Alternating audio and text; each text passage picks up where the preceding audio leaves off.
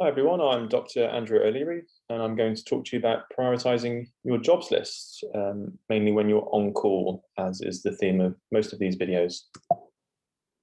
So we're going to think about what approach you might take when you're getting your jobs in.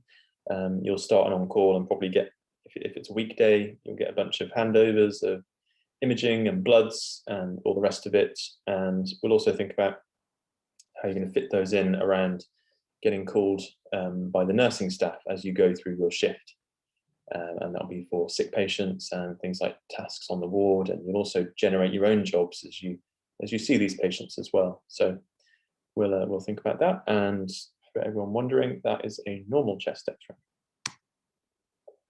So we'll start out here with saying you are in the mess and you're taking your handovers and you've made a cup of tea and it's all very relaxing. And you've had a couple of bits of imaging that have been requested that you are now going to chase through your evening shift. So you're going to chase a chest X-ray. You've been handed over. This is very typical. So we're worried they might have an infection. So can you have a look at the chest X-ray and start antibiotics for a hospital-acquired pneumonia if you see any shadowing or anything? So that's fine. You'll take down the patient details, and they're not in the department. They might have a time. They might be due to go at 8 o'clock. That's great. That depends on, of course, the workload that the department gets through the subsequent few hours. But you can start looking out for it about then. And you may get a CTPA as well.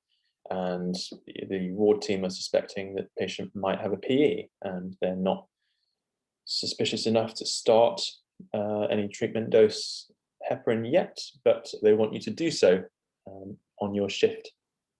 Hand it over if it doesn't happen during your shift, but to look out for that. And if they don't have a PE, let the nursing staff know, because they might be a bit worried if they've been told that the patient might have a PE. So that's fine. You're going to drink your cup of tea, and there's not much going on until you get 2 sick patients handed over to you, and you're going to talk to the nursing team who hand these over to you.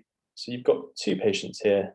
You've got a news of 4 and a news of 6, and it's fair enough to think, okay, so the news of 6 is a sicker patient, so maybe I'm going to prioritize them more highly. But let's talk about the 2 and see how you feel at the end of the discussion. So the first one, the news of 4, the 89-year-old male, hopefully if you can read my handwriting, it's previously medically fit patient, had a news of 0, so they've gone from a 0 to a 4.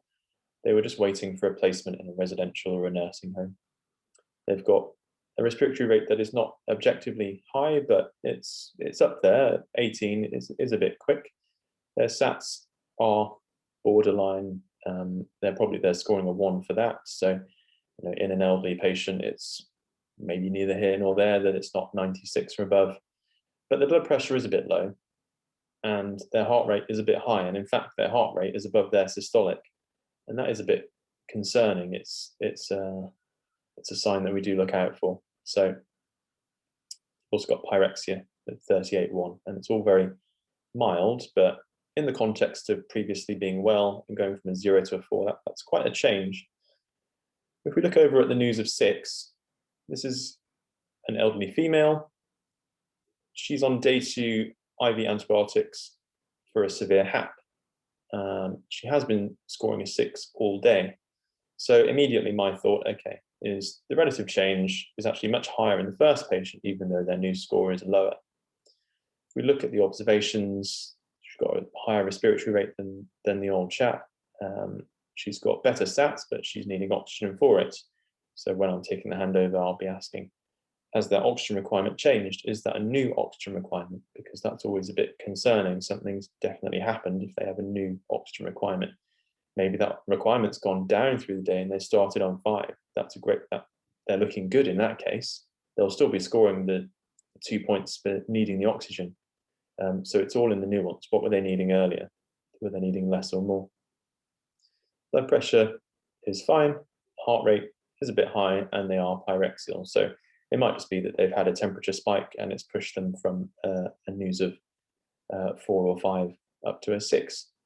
So you can make of that what you will. I would argue that I would prioritize the first one, news of 4, because I can probably do a bit more for them this evening or overnight. So I can start some antibiotics if I go and I do find signs that they indeed have an infection from their history or examination, or some bloods that I might do. You could argue that it'd be quicker possibly to see the news of 6 because they've been unwell, and you can read the notes and you can assess that maybe not much has changed, but I'd probably rather see the person that maybe has more potential to go off, especially with that sign of the heart rate being above the systolic blood pressure. Even though they're only scoring a news of 4, that is a slightly worrying sign. And if their blood pressure goes a lot lower, you'd be getting quite a lot more concerned. And when you go and start your examination of your patient with a news of 4, you of course get a couple of bleeps as soon as you've donned all your PPE. So you've got an inpatient fall and you're reassured. This happens very often. You're reassured, oh, this patient just slid out of the chair and it wasn't really a fall. I just have to call you. Do ask the questions. Did they hit their head? Was it truly witnessed, or did you turn around and turn back and it looked like they'd slid out their chair? You want to know what the facts are, not just what you don't want to take the reassurance without any supporting fact. So if they didn't hit their head and it was properly witnessed that there was no real injury, then fine, you can put it to the bottom of your priority list. If they did hit their head, if they're on DOAC or apixaban, you're going to be quite worried actually. So that's going to start climbing towards the top, if not the top of your priority list, and you might need to get a scan or something like that. So we can have another job, which is someone's cannula has tissued. And again, it's all context in this case, because if they're day 5 of IV antibiotics and the consultant plan was actually for 3 days and switch it based on certain criteria, and that criteria wasn't observed, you could just switch the antibiotics to oral and not have to stab them as many times as it takes. If it is necessary, you need to ask the nursing staff, have you tried? Because unfortunately, I've got 2 sick patients that need attending to, and someone has just fallen. Just to give them a bit of context, not to moan, but just to say, look, I do have to prioritize effectively. So if you could please try, get your best person on the job, but I'll be along in approximately maybe 1 hour if you can't do it. So it all depends on the context. And then another job could be certifying a death. This is very common when you're on call. So it's expected. This was a palliated patient. The family could be on their way. Maybe you want to, if you've got a few minutes, pop in, do that certification, and not interrupt the family. So something that I found is, if I've gone in and not checked all of this, is that I've then given the family cause to feel that it's time for them to leave. And I don't know if that was that they were just waiting for something, and it felt like it had come to a natural end anyway, but you don't want to kind of feel that you may have led them to leave, and that's the last time they'll see that loved one. So again, just discuss that, and I discuss what the family are up to if they are coming in, or if they're not. If they're not, and you've got sick patients that do need seeing to, then I would prioritize seeing them. In the same vein, that could be a bed that, if the hospital's under significant pressure, if you can pop there in between, for example, seeing the 2 of these, maybe popping in there quickly, and then that patient being taken down to the mortuary will allow a patient to come from the acute medical unit and free up another bed subsequently in the emergency department. So you can think about this, you might be away from the rest of the medical team, but what you do impacts on the whole team.